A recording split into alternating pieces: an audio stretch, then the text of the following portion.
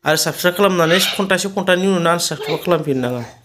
जाय इउटिउबार जायो बिसो मिथिगौ नङा होमबा हेलो एभ्रिवान हेपि सानडे गासैनिसिमबो गाहाम हामग्लायनाय बावहरग्रोनाय जाबाय बेनिफ्राय गाइसफोर दिनै जोंहा बिराद आलासिफोर फैदों नै नायनानै ला नोंथांमोना लासै खिथिनि आं नै आनैया दिनै जाहानाव आलासि जानो फैदों होमबा बेनिफ्राय गाइसफोर आनैमोना मा जादों आनैमोना जाहानाव हायनानै आनैमोनखौ मा जाहोदों मिथिबायना नै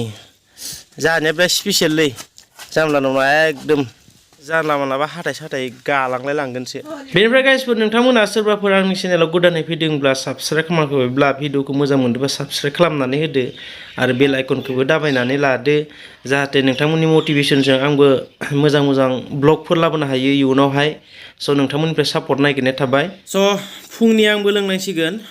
अनासियाथ' साइजबो गैया बाइसबो गैया माबायदि बानायखोथाय बेनिफ्राय गाइसफोर आंनि इउटुब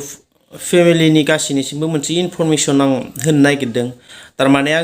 जोंनि इउटुब चेनेलनि नामा आरोबाव सोलायबावबाय थारमाने थांखिखौलाय लादोंमोन बेलेग थांखि लादोंमोन खिन्थु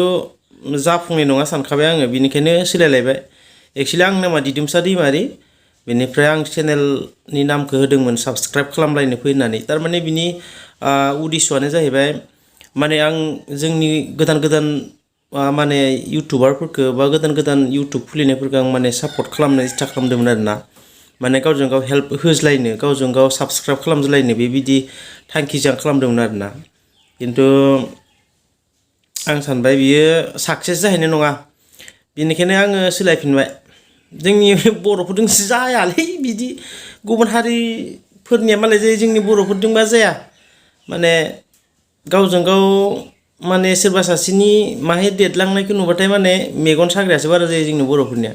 बेनिखायनो मोजां थांखि लाबाबो लायैआनो साबसिन होननायसो जाबाय आरोखि दा गोबां माने गोदान इउटुबारफोरखौ लोगो हमज्लायहोनो गावजों गाव लोगो मोनज्लायनो सिनायज्लायनायनि बिदि थांखिमोन आरोखि आंनिया खिन्थु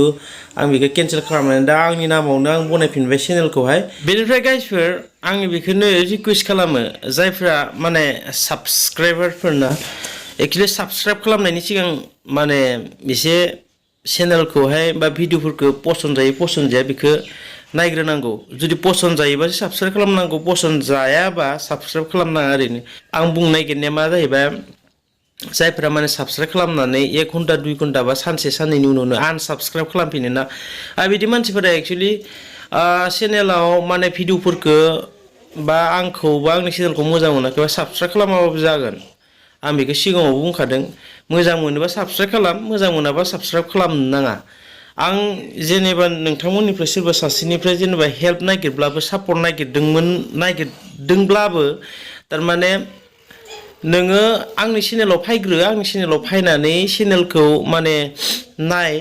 नायनानै जुदि पसन्द जायाखैबा साबस्क्राइब खालामनाङा सापर्ट खालामनाङा जेबो गिदिर खोथा गैया खिन्थु आङो गासैनिखौबो सापर्ट खालामो आङो उन्दै गेदेर आंनिया गासैनिखौबो बर'फोरनिबाथाय होखाजोबो सोरहाबा 1 साबस्क्राइबार थाबाबो खालामो आङो सोरहाबा सासे सानै साथाम साबस्क्राइबार थानाय बेफोरखौबो खालामना होयो आङो साबस्क्राइब खालामना होयो थारमाने थांखियानो बेलेगमोन नालाय खिन्थु बे मालायफोरनि बायदि बा जायफोरा आनसाबस्क्राइब खालामफिनग्रा ना बिसोरनि बायदि आङो रावनिखौबो आङो आनसाबस्क्राइब खालामफिना आङो जे साबस्क्राइब खालामबाथाय बे थाखाबाय ना फैसायानो थांगोन ना मायानो थांगोन आंहालाय साबस्क्राइब खालामनायावलाय सापर्टसो होदों दा आङो मोनसे साबस्क्राइबार बारायहोनायाबोथ' माबा मोनसे माने सापर्ट होनाय जाबाय बेनिखायनो आं रावनिखौबो आनसाबस्क्राइब खालामफिना आंनिखौ जुदि पसन्द जायाखैबा खालाम अरजाया आरो बेनोसै जायफोरा माने गोदान माने साबस्क्राइबार जानानै फैगोन बिथांमोननिसिम रिकुवेस्टआ बेनो माने पसन्द जायोबा साबस्क्राइब खालामदो आरो पसन्द जायाबा साबस्क्राइब खालामनाङा आरो साबस्क्राइब खालामनानै घन्टानि उनावनो आनसाबस्क्राइब खालामफिननाङा जाय इउटुबार जायो बिसो मिथिगौ नङा होमबा माने गोसोआव मादि मोनो जेब्ला आनसाबस्क्राइबफोरा एकदम 20 जन 30 जन खेबसेयावनो जुदि आनसाबस्क्राइब जाना होयोब्ला गोसोआ मादि मोनो जाय इउटुबार बियो मिथिगौ बेनिखायनो माने साबस्क्राइब खालामाबा खालामस्रानाङा आरो खालामोबा खालाम आरो आनसाबस्क्राइब दा खालाम बेनोसै गाइसफोर जायफोरा आनसाबस्क्राइब खालामग्रा ना जायफोरा माने आंनि भिडिअआव फैनानै माने हेल्प नागिरबाय बा सापर्ट नागिरबाय आंथ' सापर्टखौथ' आं होखायो जायखिजाया आङो चेनेलाव थांनानै आं सापर्टखौ होग्रा जाबायमोन खिन्थु एबार एसे खम जासिगोन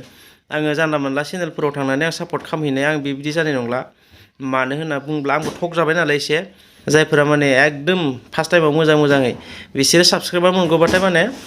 भिडिअबो नाया चेनेलावबो फैया उनाव बारा गावसिनि भिडिअखौ बारा लाइक कमेन्ट खालामाबाथाय आनसाबस्क्राइबसो खालामफिनखायो आरोखि दा जेबो नङा अरजाया खिन्थु डाइरेक्ट बुंनो हायो आं आमुखिया आंनिखौ आमुक थारिखआव आनसाबस्क्राइब खालामदों आमुखिया आंनिखौ आमुक थारिखआव आनसाबस्क्राइब खालामदों डाइरेक्ट बुंनो हायो खिन्थु बुङा स' गाइसफोर भिडिअआ बेनोसै इनफरमेसना बेनोमोन चेनेलनि नामा सोलायबाय आरो बिब्दिनो ब्लग भिडिअ फैबाय थागोन गासिबो दिनै ब्लग भिडिअ फैनाय नङा खिन्थु गाबोननि उनावहाय ब्लग भिडिअफोर फैबाय थागोन नोंथांमोना सापर्ट होलांबाय था आरो सोरबा गोदानै फैदोंब्ला चेनेलखौ साबसक्राइब खालामदो मोजां मोनदोंब्ला आरो सापर्ट खालामनो इच्छाबा आरो मोजां मोनाखैबा साबसक्राइब खालामाबाबो जागोन स' गाइस दिनै भिडिअखौ बेयावनो दोनथ'नोसै नेक्स्ट भिडिअ लोगो मोनगोन बाय बाय